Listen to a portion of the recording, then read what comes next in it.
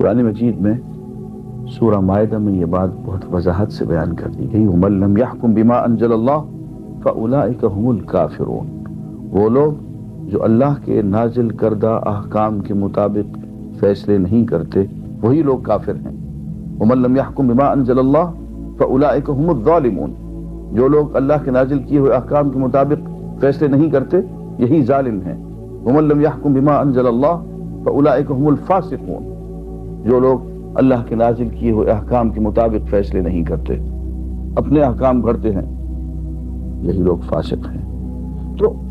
ایسے لوگوں کو جو اللہ کے حکم، اللہ کی سوورنٹی کے علاوہ، اللہ کے اقتدار اعلیٰ کو چھوڑ کے غیر کے اقتدار اعلیٰ کو مانتے ہیں، غیر کی قانون سازی اور غیر کے قوانین کی طرف لپکتے ہیں، قرآن مجید ان کو کافر بھی کہتا ہے، ظالم بھی کہتا ہے، فاسق بھی کہتا ہے۔ تو یہ چوتھی بات ہے کہ اگر سوورنٹی اللہ کے بجائے کسی اور کو دے دی جائے دل ہی دل میں، تو انسان ایمان کے دائرہ سے خارج ہو جاتا۔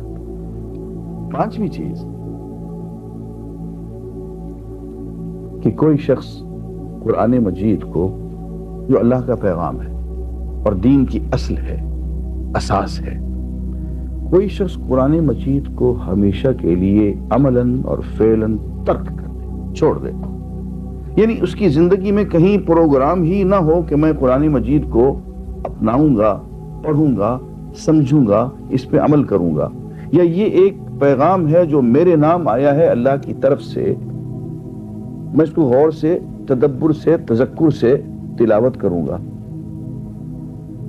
تو قرآن مجید کو اگر کوئی شخص مستقلاً پروگرام کے تحت عملاً فعلاً ترک کر دے،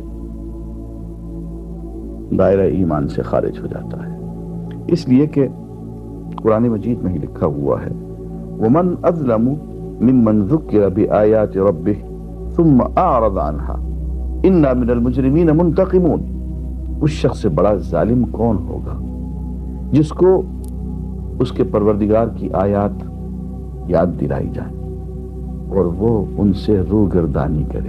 منہ پھیرے۔ ہم ایسے مجرمین سے انتقام لے کے رہیں گے۔ اور قیامت کا ایک نقشہ باندھ کے قرآن مجید میں یوں بھی لکھا گیا وقال الرسول، رسول صلی اللہ علیہ وسلم قیامت کے دن یوں کہیں گے یا رب ان قوم اتخذوا هذا القرآن مہجورا، اے میرے پروردگار یہ ہے میری وہ قوم، میری قوم کے وہ لوگ یہ ہیں جنہوں نے قرآن کو چھوڑ دیا تھا۔ ایسے لوگوں کو جو عملاً فعلاً قرآن مجید کو چھوڑ دیں، ان کے خلاف حضور اکرم صلی اللہ علیہ وسلم کی طرف سے شفاعت کی بجائے استغاثہ دائر ہو جائے گا، مقدمہ دائر ہو جائے گا، جس سے جان چھڑانا ان کے بس کی بات نہیں ہوگی۔ تو قرآن مجید کو عملاً اور فعلاً ترک کر دینا، اس کو اپنے پروگرام سے ہی بالکل نکال دینا، گویا دائرہ ایمان سے نکل گئے۔ یہاں میں سورہ طٰہٰ کی ایک آیت پڑھنا چاہوں۔ وَمَنْ أَعْرَضَ عَنْ ذِكْرِي، جو شخص میرے اس پیغام سے، قرآن مجید سے منہ موڑے گا، فَإِنَّ لَهُ مَعِيشَةً ضَنْكَا، اس کا جینا اس دنیا میں تنگی کا جینا ہوگا۔ وَنَحْشُرُهُ يَوْمَ الْقِيَامَةِ أَعْمَى، قیامت کے دن ہم اس کو اندھا کر کے اٹھائیں گے۔ قَالَ، وہ یوں کہے گا رب لِمَ حَشَرْتَنِي أَعْمَى، اے پروردگار مجھے اندھا کر کے کیوں اٹھایا؟ وَقَدْ كُنْتُ بَصِيرًا، دنیا میں میری آنکھیں تھیں، میں دیکھنے والا تھا۔ قال، اللہ تعالیٰ یوں جواب دیں گے كَذَلِكَ أَتَتْكَ آيَاتُنَا، بات یہ ہے کہ تجھ تک ہماری آیات پہنچ چکی تھیں،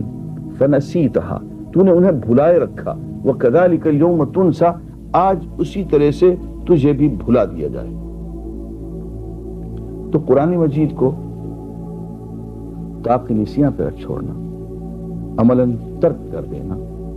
کفر ہے۔ نمبر 6، حضور اکرم صلی اللہ علیہ وسلم کے ساتھ قلبی تعلق میں کمی ہونا۔ دین کی اساس آقا نامدار صلی اللہ علیہ وسلم کی محبت ہے، اگر کوئی شخص حضور اکرم صلی اللہ علیہ وسلم کی سیرت طیبہ،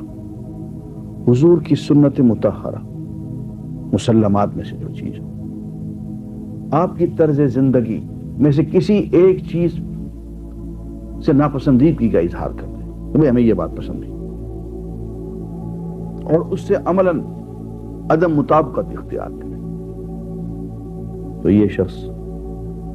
دائرہ دین سے خارج ہو جائے گا۔ اس لیے کہ قرآن مجید میں یہ بات وضاحت سے لکھ دی گئی، فَلَا وَرَبِّكَ لَا يُؤْمِنُونَ، نہیں، تیرے پروردگار کی قسم ایسے لوگ مومن نہیں ہو سکتے حَتَّى يُحَكِّمُوكَ فِي مَا شَجَرَ بَيْنَهُمْ ثُمَّ لَا يَجِدُوا فِي أَنفُسِهِمْ حَرَجًا مِّمَّا قَضَيْتَ وَيُسَلِّمُوا تَسْلِيمًا، جب تک کہ یہ لوگ حضور کے تمام فیصلوں میں جو ان کے آپس کے جھگڑوں کے بارے میں، ان میں حضور کو صحیح معنوں میں حکم تسلیم کریں، اور حضور کے فیصلے کے بارے میں دل میں کوئی تنگی بھی محسوس نہ کریں، اور اس کو ٹھیک طریقے سے مان لیں جیسا کہ ماننے کا حق ہے۔ تو جب تک کہ سر تسلیم خم نہ کیا جائے اور حضور سے قلبی تعلق نہ پیدا ہو اور حضور کی پوری زندگی کو اپنانے کی تڑپ نہ پیدا ہو، اس میں کوتاہیاں ہو جائیں وہ الگ بات ہے، لیکن نظریاتی طور پہ ہی اگر کوئی شخص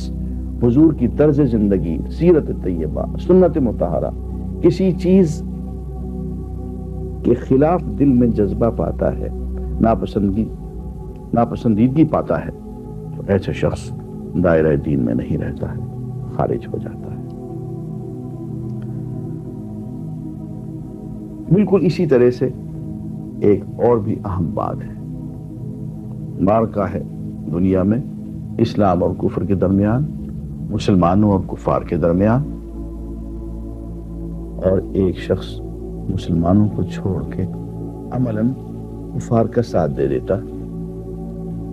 اب وہ لاکھ دعوے ایمان کے کرتا رہے، وہ دائرہ ایمان سے خارج ہو گیا۔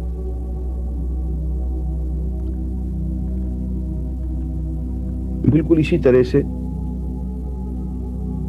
قرآن مجید میں یہ آیت بہت واضح طور پہ وَمَن يَتَوَلَّهُم مِّنكُمْ فَإِنَّهُ مِنْهُمْ إِنَّ اللَّهَ لَا يَهْدِي الْقَوْمَ الظَّالِمِينَ، جو لوگ کفار کا ساتھ دیں گے وہ انہی میں سے ہو جائیں گے، اللہ تعالیٰ ظالم لوگوں کو ہدایت نہیں عطا فرمایا کرتے۔ اور آخری نقطہ جو میں یہاں بیان کرنا چاہوں گا وہ یہ کہ اسلام کی کسی شکل کو کفر قرار دے دینا، یا کفر کی کسی شکل کو اسلام قرار دے دینا، یا مسلمان کو کافر قرار دے دینا، یا کافر کو مسلمان قرار دے دینا، ترتیب کو الٹ دینا اور اس پہ ضد اور اصرار کرنا، یہ بھی انسان کو دائرہ ایمان سے خارج کر دیتا ہے۔ یہ چند باتیں ہیں، اور بھی بہت سی باتیں ہیں، لیکن یہ چند بنیادی باتیں ہیں جو میں نے عرض کر دی ہیں، اور یہ صرف اس لیے کہ ہمیں کبھی کبھی اپنا ایکس رے کرتے رہنا چاہیے۔ اے مسلمان، اپنے دل سے پوچھ، ملا سے نہ پوچھ، ہو گیا اللہ کے بندوں سے کیوں خالی حرم؟ وآخر دعوانا الحمدللہ۔